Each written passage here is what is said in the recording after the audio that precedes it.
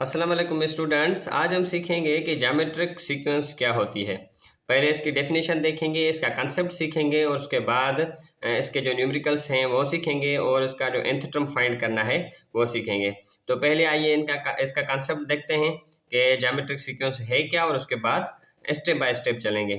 तो a sequence in which ratio between two consecutive numbers is same is called geometric progression.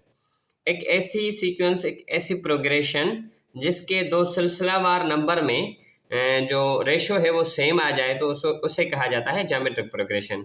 Ratio same कैसे आए, मतलब जैसे ये दो टर्म्स हैं, ये इसको कहते हैं कंसेक्टिव टर्म्स या सिलसिलावार टर्म्स। तो इसके और इसके बीच में जो रेशो होगा वो सेम होगा। तो रेशो कैसे निकाला जाता है? रेशो ऐसे निकाला जाता है, ये देखें, ये अगर 9 और 3 का रेशो निकाला जाए तो ये 3 आ जाएगा। तो इन सारे जो टर्म्स हैं, सिलसिलावार टर्म्स हैं, इनके बीच जो रेशो होगा वो सेम होगा तो उसे कहेंगे ज्योमेट्रिक सीक्वेंस। अभी देखें, ये किया, अभी 27 और 9 के बीच में देखें रेशो, ये देखें 27 अपान में 9। तो इस पे अगर हम टेबल लगाएंगे 9th का तो 3 दफ़ा लगेगा, तो इसका जो रेशो है वो भी 3 आ गया। ऐसे सारे टर्म्स जो भी कंसेक्टिव टर्म्स होंगे उनके बीच में जो रेशो होगा वो सेम होगा। और जो ये लिखी हुई है सीक्वेंस, उसमें भी सेम तरीके से अगर 4 को 2 से डिवाइड करेंगे तो 2 आ जाएगा, अगर 8 को 4 से डिवाइड करेंगे फिर भी 2 आएगा, अगर 16 को 8 से डिवाइड करेंगे फिर भी 2 आएगा। तो ऐसे ही आप करते जाएंगे तो रेशियो जो है वो इन दो सिलसिलावार नंबर्स के बीच में सेम आएगा तो उससे कहा जाएगा ये है ज्योमेट्रिक प्रोग्रेशन। तो अभी सीखते हैं हम कि इसका nth टर्म कैसे फाइंड किया जाता है। nth टर्म क्या होता है पहले ये भी देख रहे हैं। nth टर्म होता है जो आपको मतलब कोई भी आप जो टर्म मालूम करना चाहते हैं, मतलब ये एक नंबर जो सीरीज लिखी हुई है, ये अगर हम 3 टर्म्स ना लिखें और इसको फाइंड करना चाहें तो ये nth टर्म होगा। तो इसे कहा जाता है nth टर्म। मतलब आप कोई भी टर्म फाइंड करना चाहें बगैर लिखने के, जो प्रीवियस टर्म्स हैं, ये जो टर्म्स है इसे लिखने के बगैर हम अगर चौथा टर्म मालूम करना चाहें इस सीक्वेंस का, बस सिर्फ हमें उसका रेशो पता होना चाहिए और जो उसका फर्स्ट टर्म है वो पता होना चाहिए, तो हम कर सकते हैं आसानी से। तो देखें अभी कैसे nth टर्म फाइंड करना है। nth टर्म फाइंड करने का फार्मूला ये है, आप देख सकते हैं। nth टर्म फाइंड करने का फार्मूला है an is equal to ARn-1।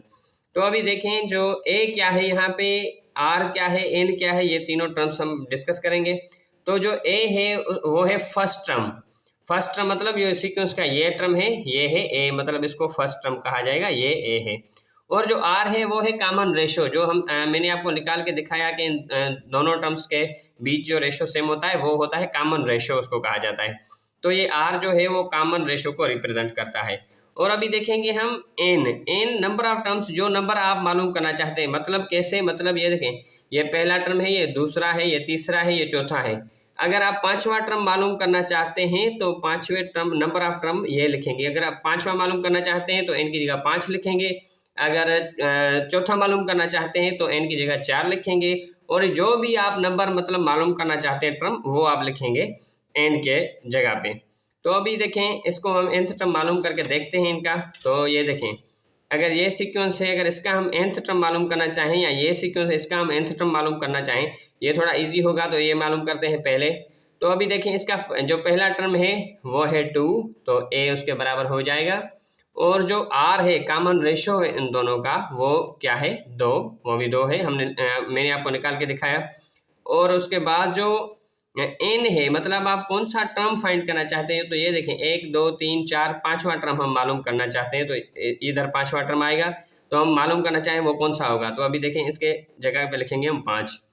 तो अभी इसको मालूम करना है, कैसे मालूम करना है, फार्मूले की मदद से। कौन सा फार्मूला है, ये है ARn-1।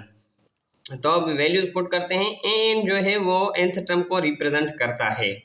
तो अब देखें, a की जगह क्या लिखना है हमें, a की जगह लिखना है 2, r की जगह लिखना है मल्टीप्लाई बाय 2। ये मल्टीप्लाई है, आपस में मल्टीप्लाई हुआ है, ये आपको ख्याल रखना है। जो a है वो r से मल्टीप्लाइड है।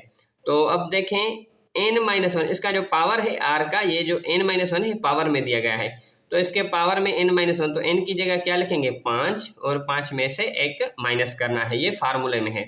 तो ये देखिए, अब इसको अगर सिंप्लीफाई करें तो 2 मल्टीप्लाई बाय अगर 5 में से 1 जाएगा तो बचेंगे 4, तो 2 के ऊपर पावर हो गया 4। अभी 2 का अगर पावर हम जो है वो सोल्व करेंगे तो ये हो जाएगा 16। तो 2 मल्टीप्लाई बाय 16, अगर 2 को 16 से ज़रब करेंगे तो ये हो जाएगा 32।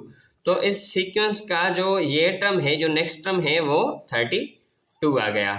तो ऐसे मालूम किया जाता है किसी भी ज्योमेट्रिक प्रोग्रेशन का nth टर्म। और अगर दूसरा ये हम मालूम करना चाहें तो ये भी मालूम कर सकते हैं। अब देखें, अब जो रेशो है वो कॉमन रेशो, जो पहला टर्म है वो है r, मतलब पहला टर्म है a, उसकी जगह 3 लिखेंगे, और दूसरा जो है वो है r। तो r के बीच कॉमन रेशो कितना है, वो भी 3 है, तो ये लिखेंगे 3। और जो इसका हम फाइंड करना चाहते हैं टर्म r, सॉरी ये r है, और इसका जो अभी n मालूम करना चाहते हैं वो 5 है। तो अभी सेम फार्मूले में पुट करेंगे इसमें, an इज इक्वल टू, अब देखें जो पहले a रखना है, फार्मूले में a है, ये देखें a, तो पहले लिखेंगे a की जगह क्या लिखेंगे 3 मल्टीप्लाई बाय 3। अब 3 का पावर 5 माइनस 1। तो अब क्या करना है, अब इसको सिंप्लीफाई करना है, तो 3 मल्टीप्लाई बाय इसके अगर पावर में से, सॉरी 1 यहाँ पे लिखना था, आई एम सो सॉरी। तो 5 में से 1 जाएगा तो कितने बचेंगे, ये बचेंगे 3 का पावर 4। अभी 3 का पावर 4 अगर सोल्व करेंगे तो ये हो जाएगा 81। अभी 81 को 3 से मल्टीप्लाई करें, 81 को 3 से मल्टीप्लाई करें तो क्या हो जाएगा, 3 1 जा 3 और 8 3 जा 24। तो ये जो नेक्स्ट टर्म इसका हो जाएगा वो हो जाएगा 243। तो ऐसे मालूम किया जाता है इसका nth टर्म। तो इंशाल्लाह नेक्स्ट लेक्चर में जो है हम जो दूसरी सीक्वेंसेस हैं उसको डिस्कस करेंगे। अगर अभी तक आपने हमारे चैनल को सब्सक्राइब नहीं किया तो ऐसी इन्फॉर्मेटिव वीडियो देखने के लिए हमारे चैनल को सब्सक्राइब करें। Thank you so much.